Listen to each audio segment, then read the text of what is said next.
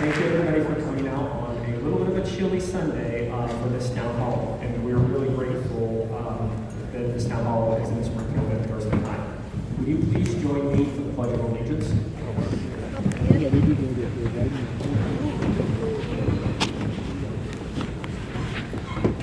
I pledge allegiance to the flag of the United States of America and to the republic for which it stands, one nation, under God, indivisible, with liberty and justice for all.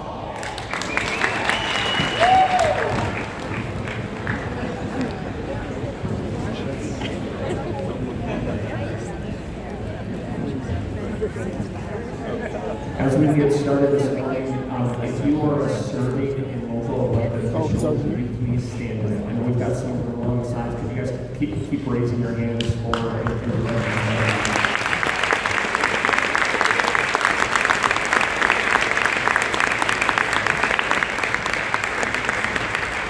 These folks serve in a variety of local elected office. A lot of them are spend a lot of time volunteering for the community, and I just want to thank them for their service. After we wrap the town hall this morning, I will have a couple of local Springfield announcements to share with you as the senator and our congresswoman are exiting. The first introduction I would like to make is Congressman Boyle. Representative Val Boyle was elected to Oregon House of Representatives in 2010, representing West Eugene and Junction City, and eventually serving as the majority leader. She was later elected statewide to serve as the Oregon Labor Commissioner, a nonpartisan role leading Oregon's Bureau of Labor and Industries. In 2023, Representative Boyle was sworn in to represent Oregon's 4th Congressional District in the House of Representatives. The Congresswoman serves on the House Committee for Natural Resources, including as the ranking member of the Subcommittee on Water, Wildlife, and Fisheries, in addition to serving as the House Committee on the House Committee for the Transportation and Infrastructure. She moved to Lane County over 25 years ago with her husband Stephen to raise their 2 children. They are both very proud union members. Steve, give a round of applause for them.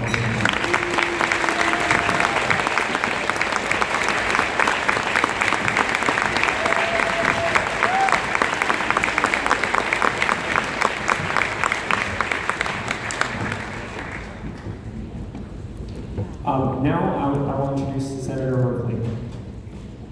Jeff has been the Roots and Boots Senator because called the Roots and Boots Senator because of his deep Oregon roots and his boots on the ground, traveling to meet with Oregonians in every corner of the state. Born in Southern Oregon timber town of Myrtle Creek, Jeff spent his early years in Douglas County where his father worked as a millwright, the mechanic who kept the mill machinery running. Jeff learned the ropes of public policy as an intern for Oregon Senator Mark Hatfield, and later worked on national security issues for the Secretary of Defense. But it was Jeff's experience leading housing at the nonprofits in Oregon, including a chapter of Habitat for Humanity, that kickstarted his call to serve Oregon. Jeff was elected to the Oregon House in 1998 and became House Speaker in 2007. 2 years later, he was sworn into the same U.S. Senate seat once held by Hatfield. Jeff serves as the top Democrat on the Senate Budget Committee and on the Interior Spending Committee, where he brings an Oregon perspective to important spending decisions. That includes securing funding for more than 500 projects across Oregon that the communities identified as their top priorities. Those projects include the E-Web's McKenzie Valley Fuels Reduction Project and the Behavioral Health Crisis Stabilization Center in Lane County. In the Senate, Jeff is taking on the powerful to deliver for people, ringing alarm bells about threats to democracy, and fighting for the 4 foundations families need to thrive: healthcare, education, affordable housing, and good paying jobs. Jeff holds a town hall in every Oregon county every year, 12th town hall this year and his 624th town hall overall.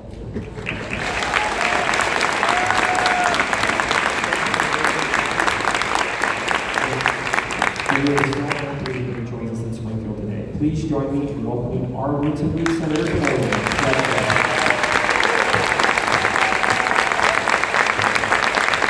Thanks so much. I'm delighted that all of us can share this town hall today to be with you all. These are turbulent and difficult times. We wanted to start out this town hall, though, with putting a spotlight on an organization that's doing something cool in the county. This is the 18th year I've done this, and there's always new organizations or old organizations that are doing tremendous work. And today, that organization is the Burrito Brigade.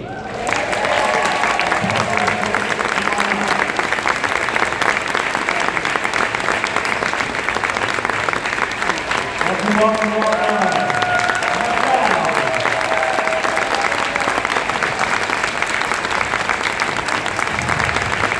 They're over a decade of this operation, and they're going to tell you about some things like waste to taste and the little free pantries. Please tell us what you're up to. Well, thank you, Senator Merkley and Representative Boyle for spotlighting us today. We're appreciative of it, and I am going to turn the mic. Oh, first of all, I'd like to introduce myself. I'm Kathy Calise. I am the board president. Our executive director is Jennifer Jensen.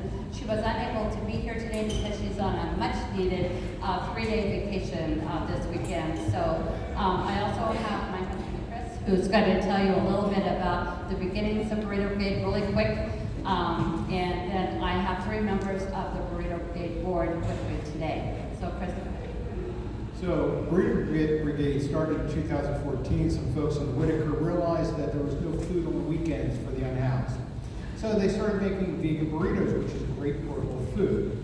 That expanded and expanded, and today we're still making 500 to 700 burritos every weekend that gets distributed out to all the areas where the unhoused congregate.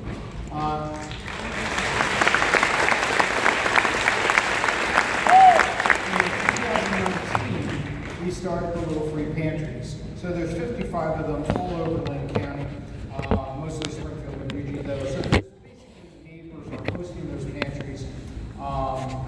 Neighbors put food in, and needy neighbors take food out. So our motto is, leave what you can, take what you need. When COVID hit in 2000, a lot of restaurants started shutting down, and they knew us. So they started saying, hey, you want our food? Well, a lot of it can't go into the burritos. But our executive director, Jen, said, oh, let's start a free grocery store. We now are serving 1,200 families a month in our free grocery store. All rescue food. Memorial Day, we rescued 3,900 pounds of food in one day. So this is the one that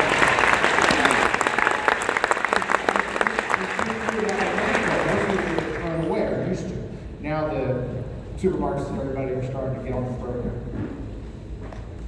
Thank you. So in 2025 was an amazing year for Burrito Brigade. We, as Chris just said, we actually rescued 418,000 pounds of food from the waste stream, which we turned around and gave out to 10,000 families in our little free grocery store. We also made 25,000 burritos. But the biggest adventure that we had in 2025 was that we bought a building. So we are currently located at 1775 West 6th Street. Starting probably in the summer of 2027, we will be at 455 West 1st. We have some critical updates that need to be made to the building, and we need to build out a commercial kitchen. But we're very excited to be able to go into a bigger building where we can serve more people and we can rescue more food. So anyway, one other thing, we're going to sign off. We just had a couple of minutes here. I just want to encourage all of you to go into your local neighborhood and to look for the little wooden decorated boxes, and please put shelf-stable food in those boxes. We know that there are a lot of people in our neighborhood that are hurting right now. We also know that there are people in our neighborhood that are afraid to go out and go to the grocery store, and we believe that they are coming to our little free pantries to get food at night. So please look for those little free pantries. You can also go to burritobrigade.org, and you can see where the little free pantry boxes are located. You can find out how to volunteer for us, and you can find out how to make an appointment for our Wasted Taste program if you need to have food. So thanks again to Senator Merkley and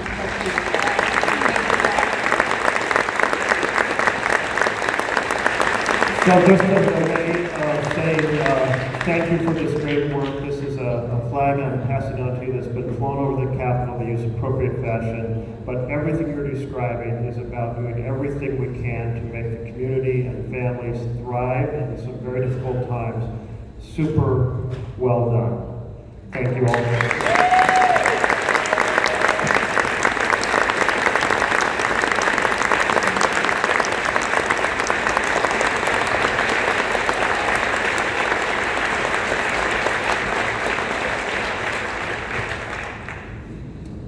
Okay, we're going to get to your comments and questions. In the Senate side, Senator White and I are really the only senators who do town halls like this because America's become very divided, and people elected office find that very stressful. But what's made it work in Oregon is we've cultivated the Oregon way. And what that means in practice is if somebody's making a point and you really disagree with them, in fact, maybe they infuriate you, you still have the responsibility to be respectful, quiet, let them make their point, and then when it's your turn, we'll ask everyone to do the same, and that way we can do something that's so rare in America where anyone from any point of view can express their feelings and members who are elected can hear from them. So that's the Oregon way. Is that sound like a good deal?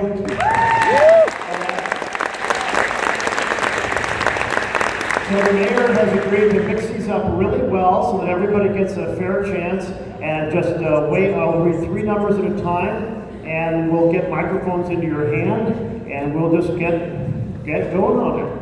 So I'm only reading the last 3 numbers on the right of the tickets, and so the first 3 numbers are all the same, so that won't help. But 818, 118, and 821. We'll get us started. Wave hands if you got them. And I see a woman right in the middle at the top of the stairs. Lower balcony. Right. I'm trying to point right up. Anybody else? And then right up, right over here as well. Okay, great. And my team member will tell us the number that you have right before you speak, and maybe start with your name.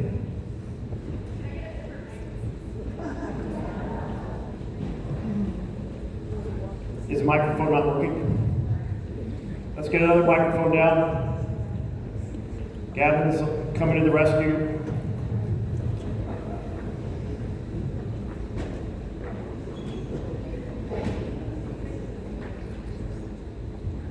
Senator? Thank you. Hi, I'm Merkley Linneman. I live in Springfield. And I appreciate all the work you have done standing up for things in the past year. I'm very happy that I feel represented by my representatives.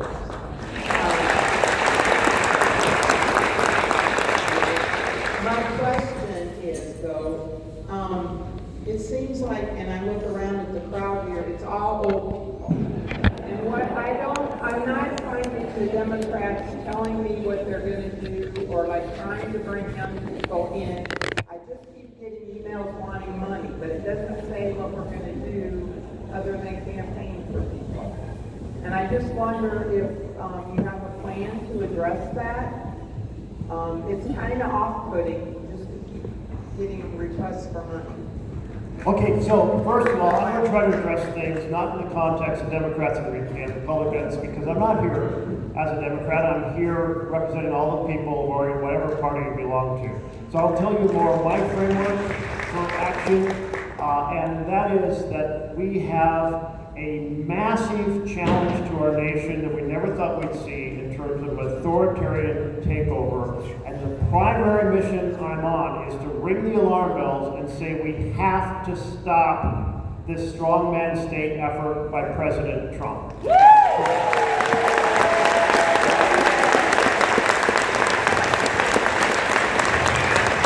And in that regard, I hope most of you got this on the way in. There's so many people. I hope we didn't run out. It's also on my website. Ring the alarm bells. If you go to the very first page, you will see 10 things that have been the strategies in which our democratic republics have been destroyed around the world from within by an authoritarian president, a rubber-stamped Congress, and a deferential court. And then I put in one page on each of these how Trump is actually systematically implementing this effort. To me, the other part of the agenda is the fact that people are being pressed to the wall by the rising health care, housing, education costs, transportation, everything the tariffs are doing. And so we need not that bill that was passed last year by the Trump administration, he called it his one big beautiful bill. I called it one big ugly betrayal. Cut nutrition, cut health care massively, and more to come, bad news on that in that bill that will be implemented in 2027, in order to fund massive tax breaks for the richest Americans, to the tune of some $30 trillion additional debt over the next 30 years. It was families lose, billionaires win. Something's wrong in a republic when you have families lose, billionaires win. We need families thrive, and the rich pay their fair share.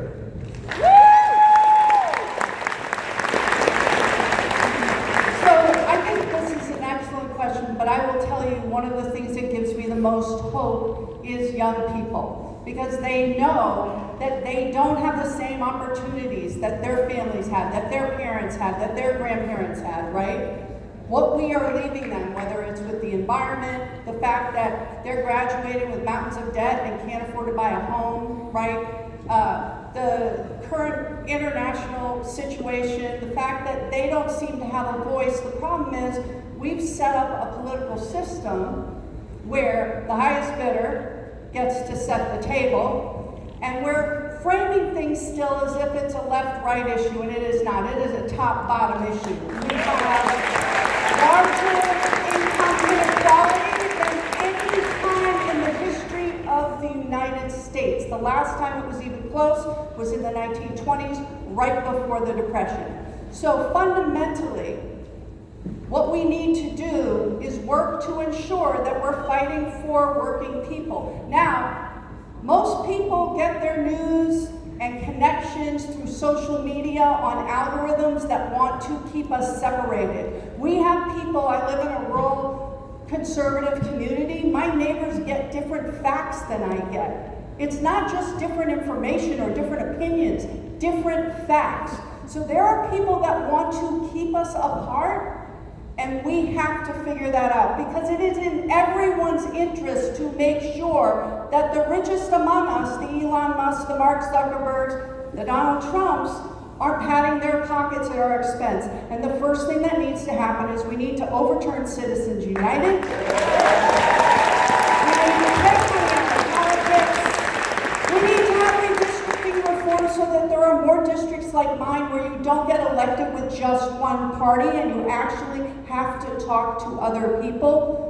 And when we can do that, and I personally think we need to break out of the two-party system, then, and only then can we have government that is represented by the people. And now I personally hope that Democrats get control of the House, maybe even the Senate next year. But if that happens, we cannot allow Democrats to move forward and lead saying, well, let me figure out how not to hurt anybody's feelings. We have to use our power to stand up for working people, because we have to earn back that support, and earning it is what I intend to do.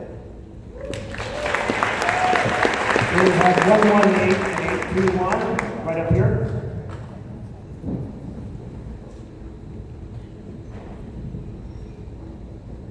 Hello, my name is Kim Thomas, and my number is 821. I'm from Eugene, and I just want to say thank you very much for having our back on all this stuff. My question is two-part, and it's a no strange question, but are you aware of Sasha Riley's tapes, and also what's going on with the Epstein files? Because I think that is a big deal with all of that. We are hearing about a whole lot of things, but you know what we're not hearing about? The Epstein files, right? I was there on the day that we passed through the House in a bipartisan way with one no vote. You don't get a lot of those kind of votes in Congress on controversial issues to release the Epstein files, and we were with the victims.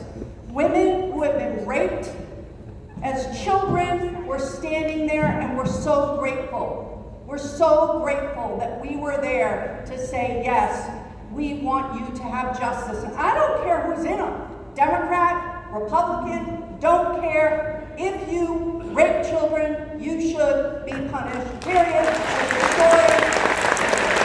That should be something we should agree on in a bipartisan way. Right? So, fundamentally, that is number one. And then while we were there with those victims, we were able to hear that, I'm sorry, I get to answer this question. We're answering this question. We are answering this woman's question. That's this town hall. That's what we do. That's how we handle it here in Oregon. So, while we were with these women, they immediately passed the bill through the Senate. And Donald Trump and Mike Johnson thought that the Senate would bury it, and they didn't. Donald Trump signed it. Well, then what happened? They've obfuscated, and this last week, Ro Khanna, Democrat, Thomas Massey, Republican in the House, went to the courts to say that there should be someone neutral overseeing this process. Friday night late, when they thought no one was watching, the administration came in to challenge that and say that Ro Khanna, a congressman, and Thomas Massey, a congressman, don't have standing. Well, we're fighting that. We're hoping the courts are with us. And the bottom line is everything else that's happening is meant to hide the fact that the Epstein files need to be shown to the American people, and those women, those children, those men who were boys when they were raped deserve to have justice.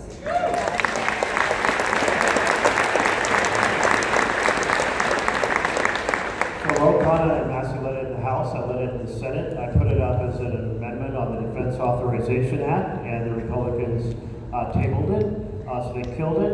And then we asked for unanimous consent, killed it again. But because of the discharge petition in the House, they weren't able to actually vote. And when they had to vote, all but one said, absolutely, those powerful, rich men who groomed young girls, abused them, and raped them must be held accountable. December 19th was the deadline. They have produced only 1% of the files. 1%. 99% have not been produced. So that's why we're continuing to push. And there's a second set of files. The second set of files is at the Treasury Department. And Senator Wyden, our Oregon champion, is leading the effort to get the second set of files. There is in Treasury $1.5 billion of suspicious activity reports connected to Epstein's operation. That includes dates, times, and amounts of money. That is a treasure trove. And if anyone was serious about investigating, there would be massive exploration of those files. So we need to pass, one, we need to get the courts to enforce Epstein 1.0. Second of all, we need to pass Senator Wyden's Epstein 2.0 bill and continue to pursue it. American people are unanimous across this country. Powerful men should not be able to get away with horrific crimes, including certainly horrific crimes against young women. It's essential for justice, essential for accountability, and we're going to keep pressing.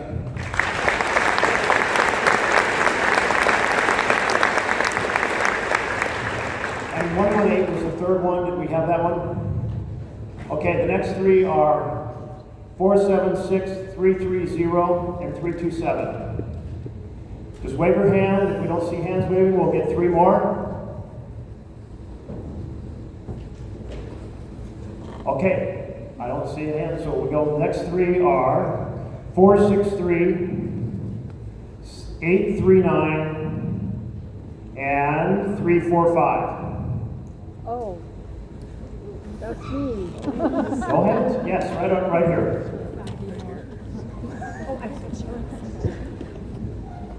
My name is Jerry Samaniego. My number is 839. And my question specifically for you, Senator Merkley, only because I think I already know your answer, Representative Hoyle, but I'm happy to hear from you both. ICE and DHS are absolutely out of control.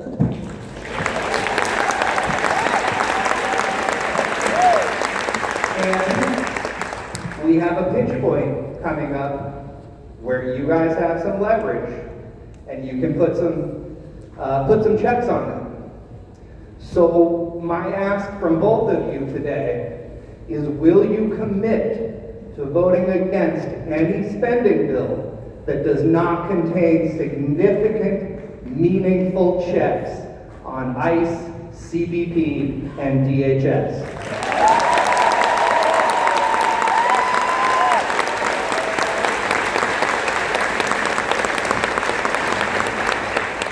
So this coming week, the House is in, the Senate is out, and the House is going to be considering the bills. They did separate Homeland Security from the other funding bills, which is a great start. And then the House will act, the Senate's in the following week.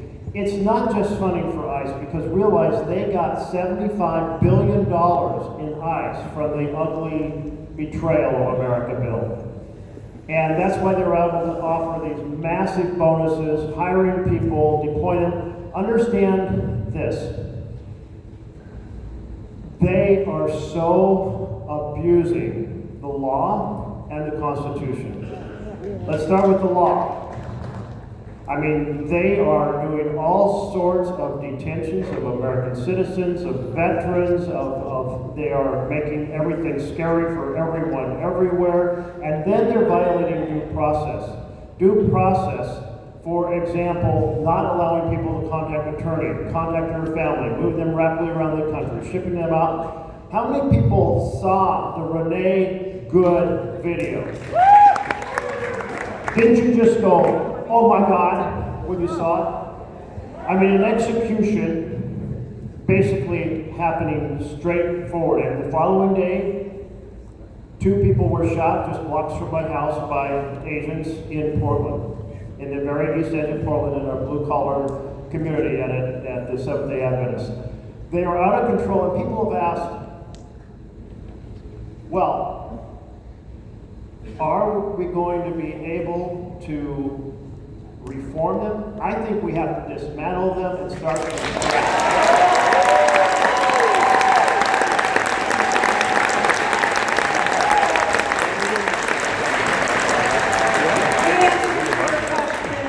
Yes, hell yes.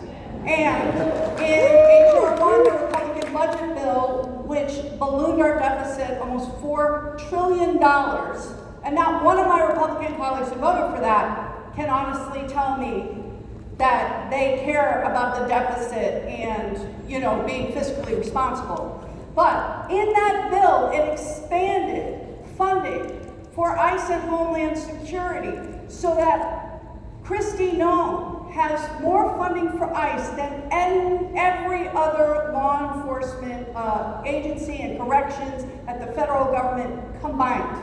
Now, I just came back from Minneapolis. We had a hearing there with 28 members of Congress.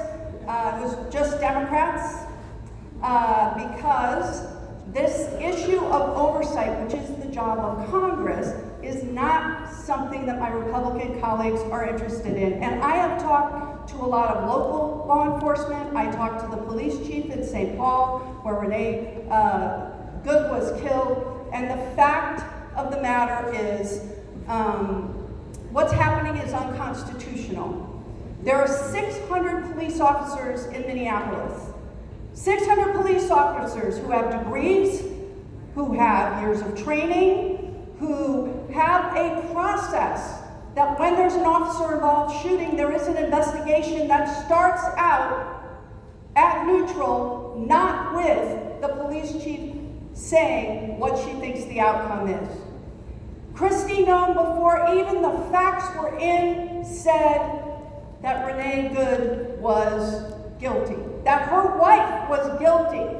Their son, 6 years old, goes to a school that has been closed down because online right-wing trolls are attacking that school. This kid who lost his mother is now having to deal with the fact that he's been doxxed. That is horrific. And this isn't about the Constitution. These 3,000 officers have between 4 weeks of online training to 8 weeks of in-person training, and they are thrown into a situation where the administration wants to foment dissent. They go to cars, they give conflicting orders. They're kidnapping American citizens, immigrants who are here legally, Native Americans that they are holding hostage until the Oglala Sioux sign something saying that the United States of America doesn't have to recognize their treaty rights and can go to their land. Our 9 federally recognized tribes are very, very concerned that they are next and they are right.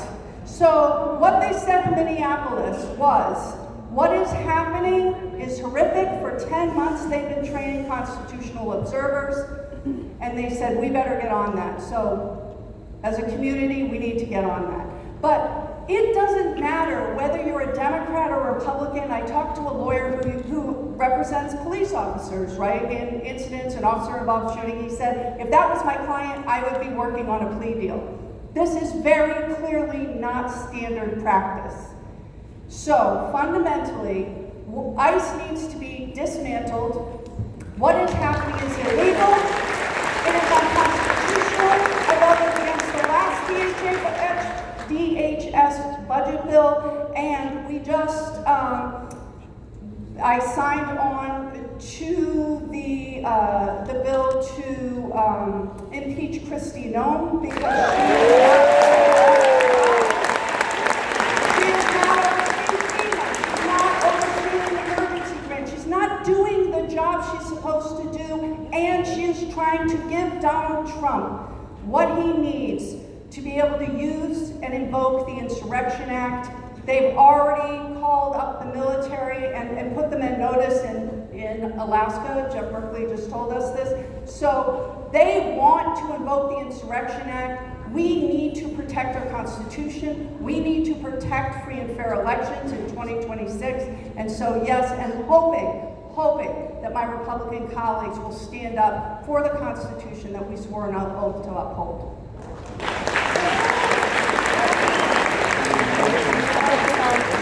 DHS bill also covers FEMA.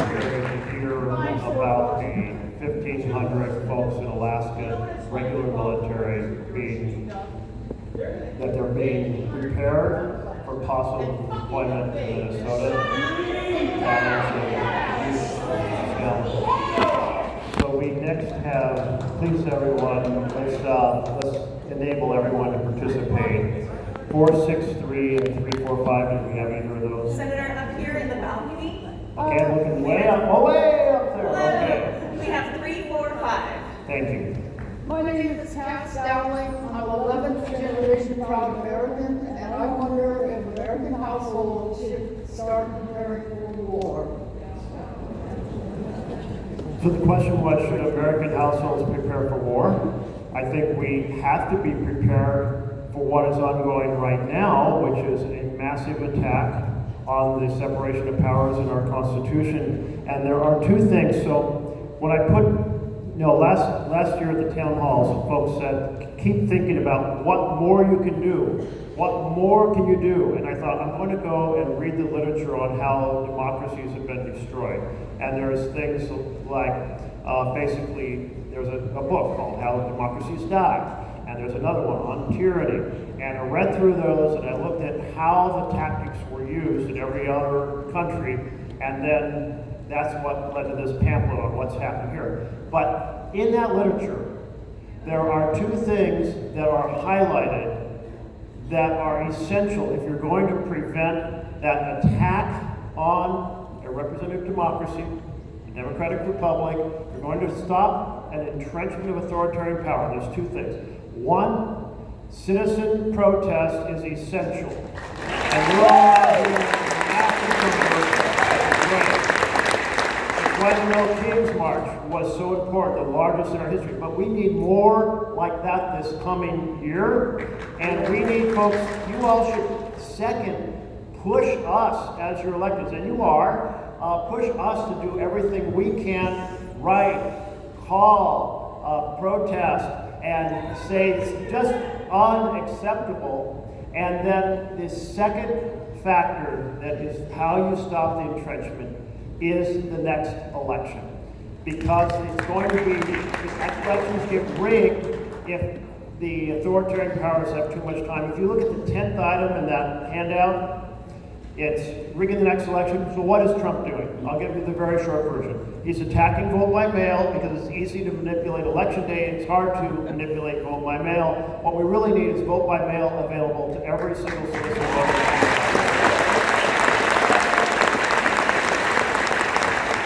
The second thing he's doing is gerrymandering as many congressional districts as possible to try to preserve a majority in the House of Representatives.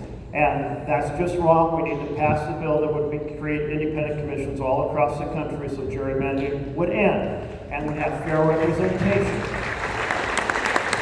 And the third item is he's compiling a national voter registration database, and big thanks to our Secretary of State who refused to provide it. Big thanks to our Attorney General Dan Rayfield who filed a lawsuit, and we won. In a lot of other states, that names are going to be purged and people are going to go to the polls and try to vote and not be able to vote. But we've got to protect our job, protect it in Oregon, but we're worried about it across the country. And so that's the risk. So it's less than 10 months till November, but if you add 24 months and a chance to rig the elections, then we're in real trouble. And you all might be thinking, yeah, but are the elections even going to be held? Isn't there a chance they're going to be postponed with emergency power? That we have to be absolutely worried about as well. Let me hand it. So the question was, do we have to be prepared for war?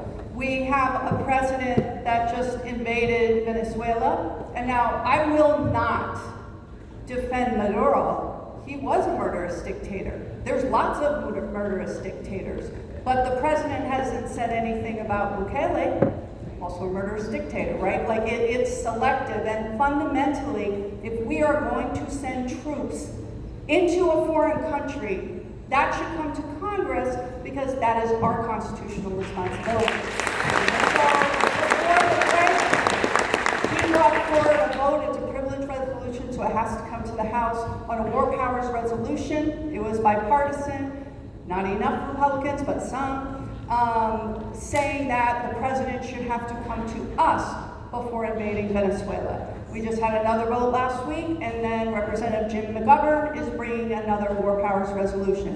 What I heard this morning was that the FAA has told people, warned, that the airspace around Cuba, around, let's see, it's Cuba, Colombia, in and around and Venezuela, that they put a warning for people, Mexico, so it's Mexico, Cuba, and Colombia, right? This is exactly what happened before he went into Venezuela. He is threatening our allies in NATO about wanting to buy Greenland. That if they stand against the United States coming into Greenland, that they will tariff them. So do we have to prepare for war? We have a president that wants to go to war. Now, I signed on to the war powers resolution against Biden when he went into Yemen without congressional authority. So this is not a partisan issue. Democrats and Republican presidents have abused the War Powers Act. But fundamentally, the people whose boots in the ground, or the people who are going to have the boots in the ground, are not any relative of Donald Trump. It's going to be our kids. My son is a paramedic in Portland and has to wear a bulletproof vest. Fundamentally, because things are ratcheting up. But it's our children that are going to be sent to war. It is not their children, and it is the power of Congress. Luckily, we do have bipartisan support in the Senate. They almost were able to pass the War Powers Resolution, but for one vote, and J.D. Vance came in and broke that tie. But we have to speak up, which is why your voice matters. These are our tax dollars. They should be spent here, investing in infrastructure, lowering our health care costs, protecting American citizens and the people who came here as immigrants to build this country. And the fact of the matter is, there is a Constitution. We need the administration to follow it. They want us to back down. But we cannot back down, and that's what the people in Minneapolis said, is it's really hard, and you being here gives us hope knowing that we're not alone. I have a pair of socks that I got from Alexandria Ocasio-Cortez, and it says, turn fear into fuel. I'm wearing them right now. And we have to turn our fear into fuel and also be strategic, but fundamentally don't believe that your voice doesn't matter. Your voice matters, and we need to continue to hear from you, and we will continue to keep speaking up. And I will say, things are starting to break on the Republican side. We're starting to see them stand up as they realize just how insane things are. There needs to be more, but again, this is not a partisan issue. We should not be sending our tax dollars and our children into war. We have 463. The next three on deck are 326, 032, and 329. Just wave your hand if you have any of those. Over here, Senator. 326. I'm Doug Myers. I'm glad to be here. I appreciate you being here and for what you've said so far. Thank you. So much to say in so little time, but I'll focus on just one thing. I've been to Greenland. I know where it's at. And as much as I like those people, and they probably would like me, I hope, they don't need to be Americans, and we do not need to spend $700 billion to buy their island when we have the right to do what we need to do to defend them and us. We need to be clear about what is first. And Donald Trump ran on Make America First, and he's not doing that. He's making Donald first. Thank you for your work to keep that true. Thank you.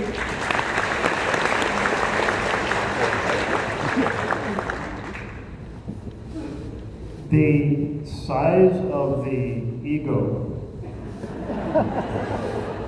So, just a little confession. I really want to be the person to press the plunger when we blow up his Louis XIV ballroom.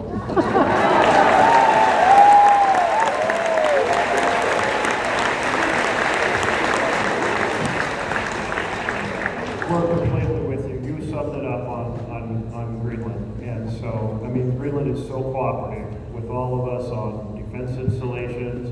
If there are companies that want to explore for critical minerals, Greenland's open to that. This is just, he wants to put his name and not have it called Greenland, just like the Gulf of the Americas instead of Gulf of Mexico. He wants it to be called Trump land. Another thing I'm looking forward to is voting for the bill that strips his name off of everything.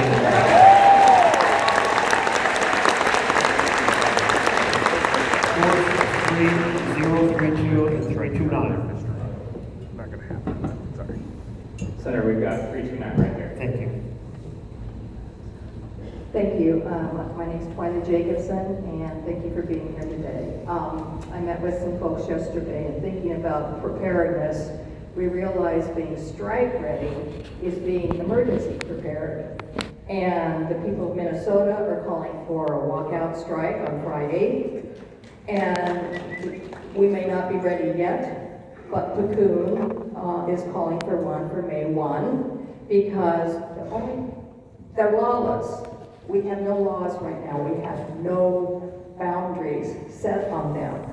So you keep working on what you're working on, but I'm afraid it's not stopping it. It hasn't yet. And now they're declaring the courts have no right. So will you somehow support us in developing the general strike, call it what you will, a workout?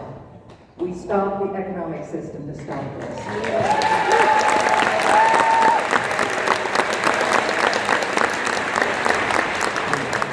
So when I talked about the fact that citizen protest is so important, we normally don't think of general strikes because we don't really do them the way many nations do.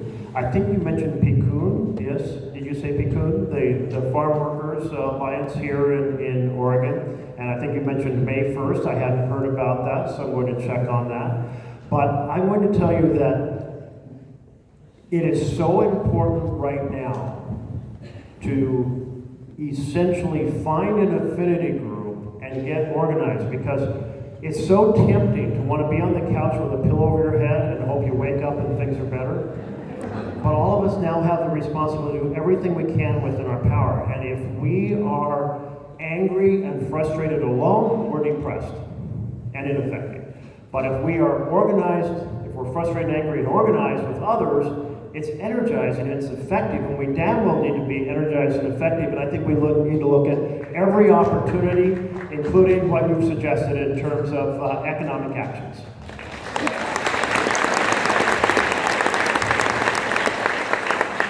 Paula, thank you. I mean, you are a longtime organizer. You have been on the ground. You've been doing the work for a very, very long time. So, A, thank you, and I appreciate you.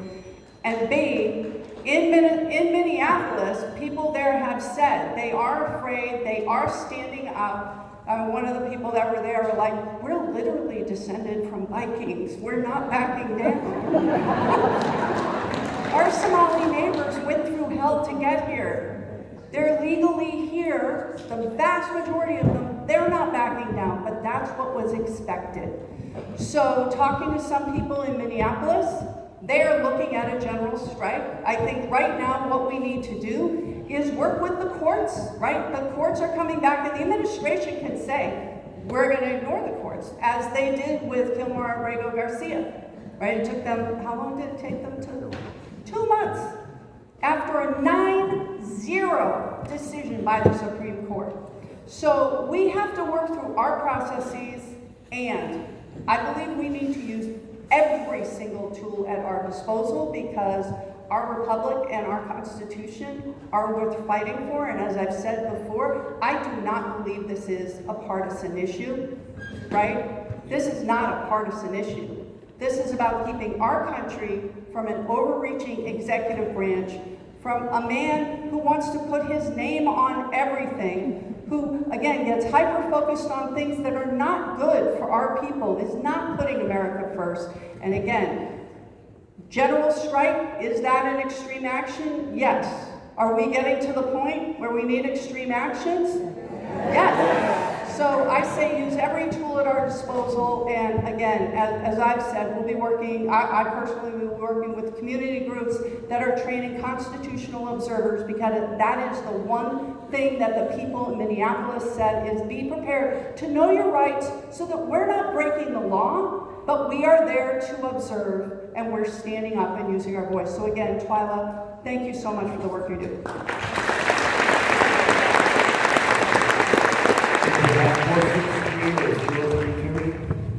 Either one? Nope. 463 and 032. Okay, then we're going to keep going. We have 357, 353. Okay, you're on.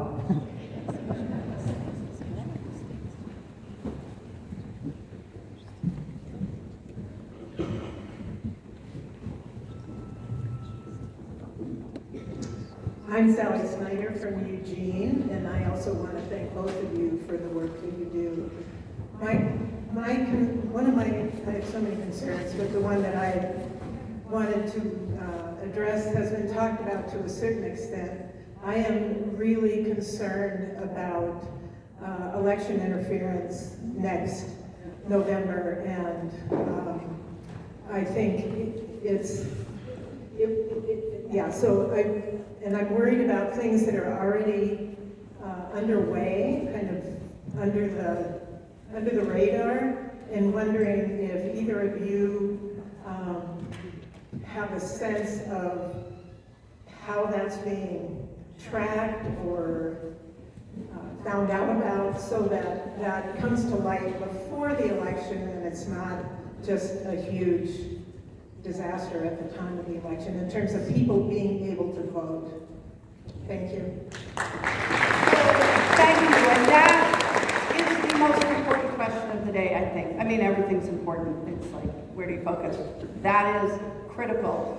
The bottom line is, if the administration felt like their agenda was popular, they wouldn't need to undermine our elections. They would just win. But we have seen in all the off-year elections that, like looking at Jersey, looking at New York, looking at Virginia, looking at Georgia, right, where we're seeing between a 12 and 14 point to almost 60% swing towards Democrats or the progressive candidates, right? And that's a big deal. So people see that. But I think one of the greatest crimes that has happened is the undermining of our faith in our elections. Understand, vote by mail was pushed by a Republican Secretary of State, right? Vote by mail means that we have a paper copy of every ballot. Vote by mail, I tell my colleagues, we get a voting pamphlet where you get to see 325 words from every single candidate, right?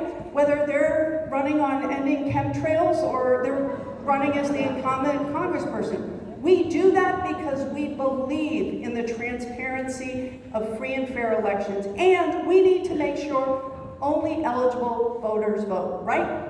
That's good. And that is being undermined, and the people who are put in charge, whether it's at the DOJ or election security, by this administration are election deniers. And we should be fighting back against that. It will be harder to vote, right? And I've talked to some of my colleagues, in black and brown communities in the South, and they're like, we fought this battle, we've seen what this looks like, and now it's time. We have to fight. Under the Constitution, what it says is time, place, and manner is up to the states. And we have this amazing Attorney General who's working with Democratic Attorney Generals across the country to fight this battle. Mark Elias, who is a voting rights lawyer. If you're not following him, you should. He's doing great work. And fundamentally, they can't tell Oregonians that we can't vote the way that we want, taking the time to make sure that we have a ballot, a paper ballot, and a choice. We made that decision, and they don't get to tell us that we can't. But we're going to have to fight, and we need to make sure that we fight to ensure that every single vote, whether people vote for me or they don't, I want those votes counted. So follow Mark Elias. We're certainly tracking this in the House and Senate, and Senator Merkley is doing great work.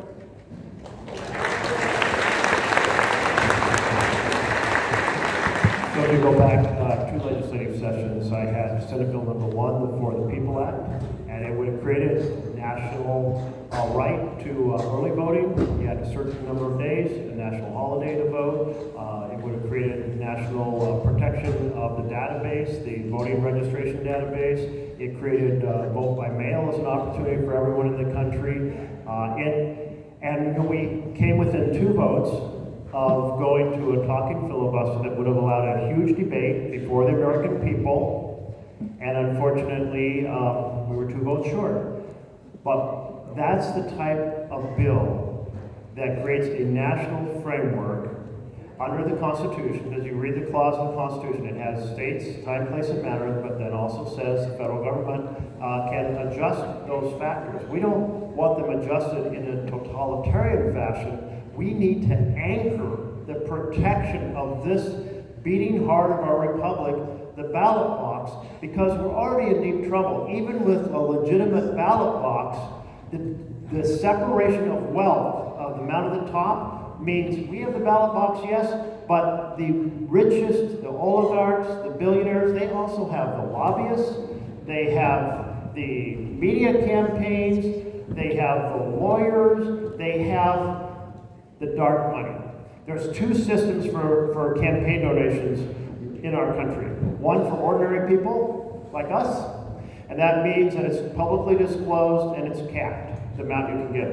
And then there's a system under Citizens United for the rich and powerful. It can be done secretly, and there's no limit. So you have, four very powerful executives put $40 million into the Senate race in Ohio because they didn't like the fact that Sherrod Brown was chair of banking and wouldn't pass their crypto bill.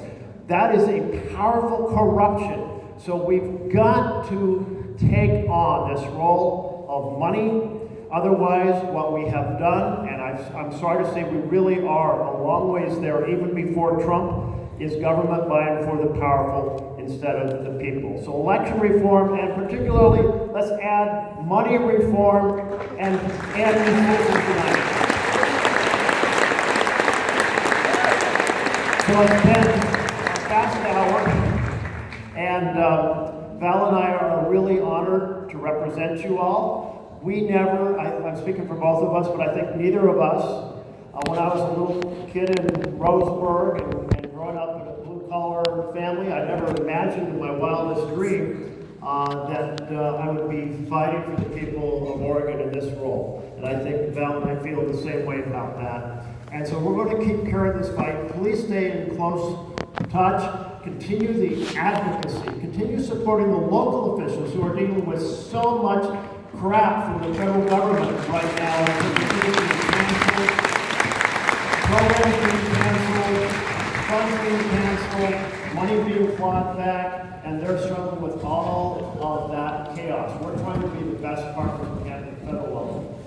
I'm going to pivot and close here and say we need to have everyone be energized, and in this kind of oppressive black cloud hanging over us, it's just like sometimes you feel the weight of the world. And so, encourage you to take a break. I'm going to wave this around, Oregon Treasures Quest. Maybe you got a copy on the way in. If you didn't, it's also on my website. And it's the coolest places to go in all 36 of our counties. And the whole idea is take your kids, your partner, your friends, your family, turn off the cell phone, turn off the news, take a week or a weekend, go kind of rediscover that whatever bad news there is in the world, there's still one fact in our favor, and that's we live in the most incredible paradise that we found anywhere on earth. So go out, enjoy and let's save our republic. Thank you all very much. I'll turn it back over to there. All right. I think I heard you talking about